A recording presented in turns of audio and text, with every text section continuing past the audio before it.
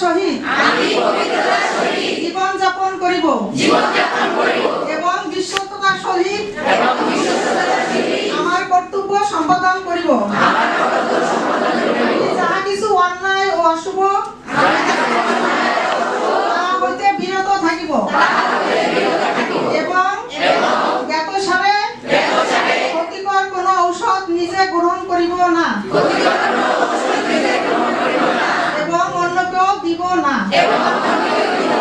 আমি আমার সর্বশক্তি দ্বারা আমার পেশাগত মান উন্নত রাখিব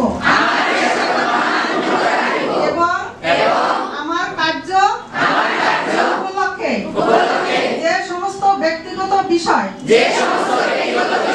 আমার জ্ঞাত হইবে তাহার গোপনীয়তা রক্ষা করিব।